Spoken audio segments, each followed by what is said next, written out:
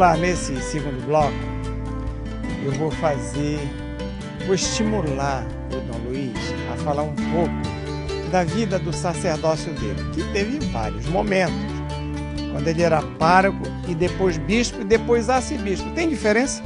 Tem diferença, muita diferença. Principalmente as paróquias que eu passei, que eram paróquias pequenas, né? E conhecia todo mundo pelo nome, até os cachorros eu conhecia por nome, não é? Mas depois, quando fui nomeado bispo, o cargo distancia. Infelizmente, quanto maior um cargo, mais a pessoa vai ficando sozinha, né? E aquele início, inclusive, de Macapá, eu fui sozinho para Macapá. Então, cheguei num lugar que conhecia um ou outro só, né? E foi realmente muito complicado. E foi até uma experiência que me amadureceu bastante, porque eu vinha de uma realidade no Brasil, tinha colonização estrangeira. E do Brasil do primeiro mundo. Não digo o primeiro mundo, mas chego em Macapá, na cabeça do brasileiro, o Brasil é um só. E não é. Nós temos muitos Brasis, não é? E o que acontece? Aquela primeira fase é um choque cultural, e é um choque muito perigoso para quem é bispo.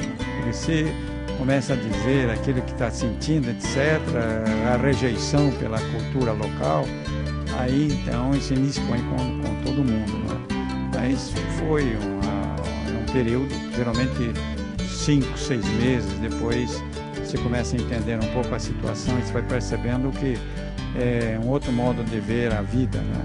E valeu a pena. Agora, como eu disse, é um cargo que deixa a pessoa um pouquinho isolada, né? Me diga uma coisa, todo mundo fala na fé. O que é a fé para o Dom Luiz? Olha, a fé, antes de mais, já deu pulo no escuro, né? Você acredita que Jesus é realmente o revelador de Deus, e eu acho que a coisa mais bonita na minha vida foi isso. Ainda esses tempos atrás eu estava estudando a Bíblia, porque nós temos de estudar a vida inteira, né? Para estarmos ao par do que vai se escrevendo. E um escritor americano, um salesiano, um exegeta, ele dizia assim que o Evangelho de João não é a história de Jesus, mas é a história de Deus revelada por Jesus. Quer dizer, Jesus veio relevar para nós quem é realmente Deus. Então, quando você vai vendo a vida de Jesus, você vai percebendo quem é Deus, um Deus que é próximo, um Deus que está aí, um Deus que é bom, que é amor, né? Não é aquele Deus que espanta a gente, que quer mandar para o inferno, né? Tudo isso não é o Deus, é Jesus Cristo. Ele é um Deus que está com o povo, que está com as pessoas que sofrem. Então, é realmente muito bonito. Então, a fé é aceitar essa revelação de Jesus e tornar isso a vida da gente. E, para mim, a fé, ela realmente ilumina a existência. Eu, quando estudava filosofia, foi uma época que se falava muito do existencialismo, né? O Sartre, o Camus, o Heidegger, quer dizer, aquele modo de ver a vida muito pessimista no final da guerra, né? Não valia a pena viver. Por exemplo, Sartre dizia, deve ter náusea da vida, né? Tem um livro até chamado A Náusea. O Camus dizia a vida é absurdo e assim por diante. E naquela época eu lembro de Gabriel Marcel, que era um existencialista também, mas cristão. E ele então abria todo esse desespero à luz da fé, a fé que abre horizontes. Então a nossa vida se torna realmente iluminada. Eu acho que a minha vida de padre, de bispo também, foi realmente insistir nisso. Eu, todas as minhas homilias, no que eu escrevo, sempre procuro transmitir isto. Olha, nosso Deus é mais bonito do que nós pensamos. Nosso Deus é realmente maravilhoso, não é aquele ídolo que muitas vezes nós fabricamos no lugar do nosso Deus. Isso tem ajudado muitas pessoas. Dom Luiz, o senhor que é um homem muito culto, um homem que permanentemente aumenta a sua capacidade de visão de todas as questões do mundo. Um dia eu estava cortando meu cabelo e o barbeiro começou a conversar comigo e tal. Lá pelas tantas ele perguntou qual era a minha religião. Eu disse, eu sou católico.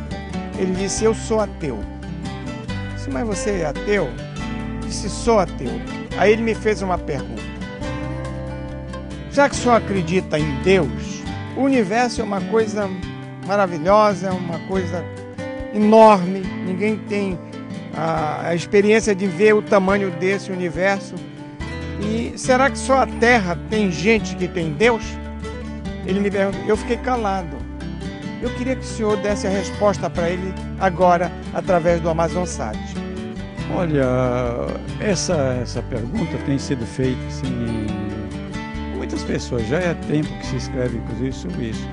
Existe vida em outros setores do universo? Pode ser que exista mesmo. É possível que exista. Que há planetas muito parecidos com o nosso, e outros sistemas solares, né? Então aí há possibilidade de vida. Nós sabemos que o nosso sistema planetário solar se descobre alguns indícios, mas muito pequenos, de vida em um lugar ou outro, mas não uma vida organizada. Agora, em outros lugares pode ser sim. E se naturalmente houver vida lá, eles devem ter uma experiência de Deus também bonita, não é? Uma experiência de Deus que deve ser diferente da nossa, mas é um Deus que se revela, como se revelou a nós em Jesus Cristo. Então não é contra o nosso modo de ver a existência de outras, não digo humanidade, a humanidade somos nós, não é? De outro tipo de vida inteligente, uma vida quem mais inteligente que a nossa, em outros lugares. Não há isso, quanto a isso não há problema. Como não há problema também de nós vermos a ciência e a religião. Muita gente fala assim, não, a ciência e a fé não combinam. Combinam sim.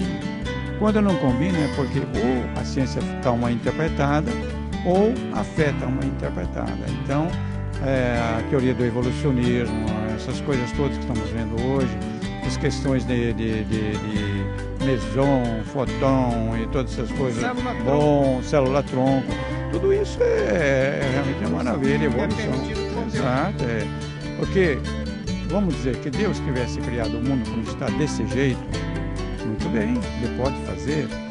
Aí se Deus tivesse feito que nem uma semente, nós temos aqui algumas árvores, vamos dizer, qual é a maravilha maior? Uma semente que contém em potência essa planta aqui, ou essa planta mesmo.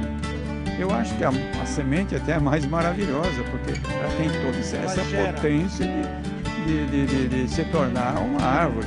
Pois então, o universo é a mesma coisa, que tenha sido lá aquele estouro do começo, né? Ou se tenha sido feito como já está, isso é de menos. E, inclusive, a interpretação literal da Bíblia é uma coisa que deve ser excluída. Porque se você interpretar a Bíblia literalmente, ao pé da letra, ela não consiste, não tem consistência. A Bíblia, o que interessa é realmente a revelação, a mensagem que traz, que é uma mensagem religiosa, não é uma mensagem científica. E muitas vezes isso embaralha a cabeça das pessoas, principalmente de pessoas que não conhecem profundamente a religião e são grandes cientistas ou pseudo-cientistas ou cientistas muito fracos, né?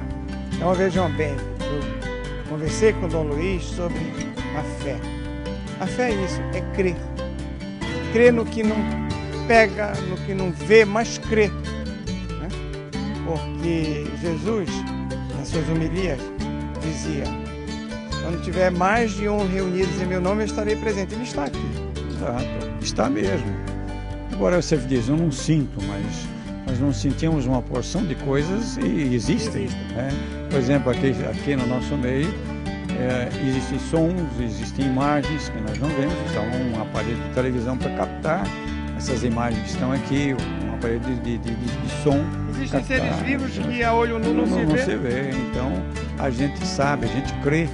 Inclusive, nossa vida mesmo é crer naquilo que nossos pais contaram para nós. Né? Exatamente, não saiam daí, porque no terceiro bloco, o pastor da floresta, ele não se despede.